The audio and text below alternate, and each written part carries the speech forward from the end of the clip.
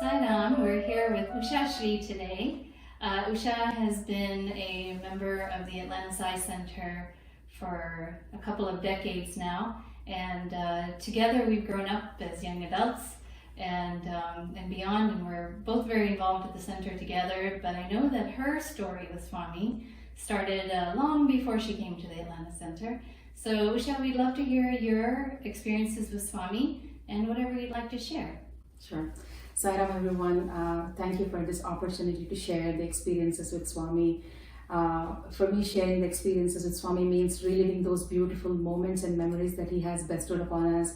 And I feel very grateful when I'm thinking about those moments and reliving those experiences as well.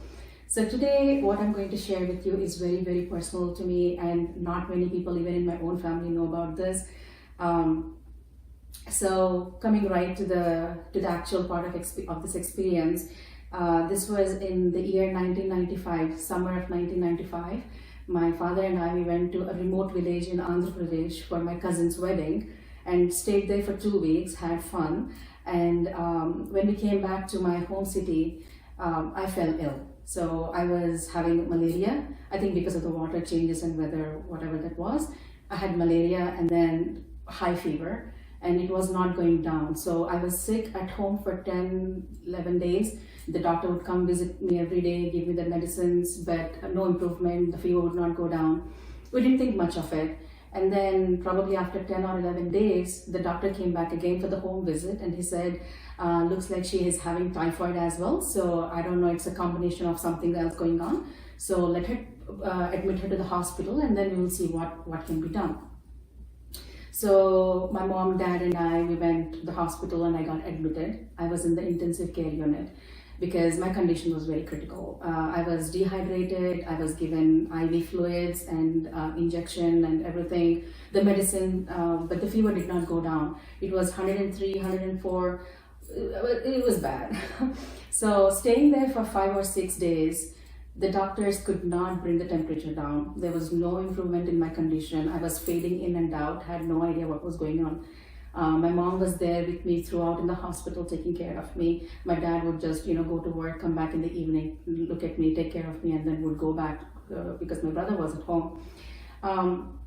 So this happened, and I think on 6th or 7th day in the ICU, the doctor said, I clearly remember that evening because I could see my dad through the glass window of the ICU room. They told apparently my dad that, okay, there are no hopes that she would even survive this night tonight. So just take her home, and whatever the rest of the time is for her to live, let her live peacefully at home.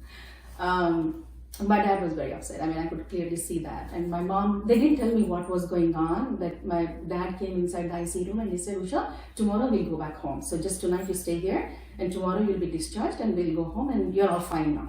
That's all I remember my dad telling me. So that night, so my dad left for the home, and I was with my mom in the ICU. So I was sleeping on the bed, and my mom was very tired, and she was sleeping towards the foot of the bed. And I think it was way past midnight. And suddenly I could see that my soul has left the body.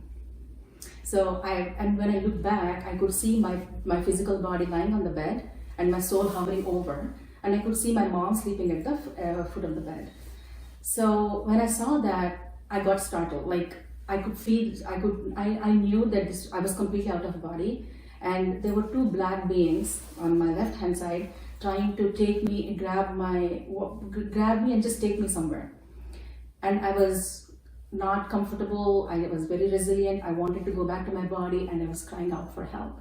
And when I was doing that, I thought in my head, or that astral level, I was screaming and yelling for help.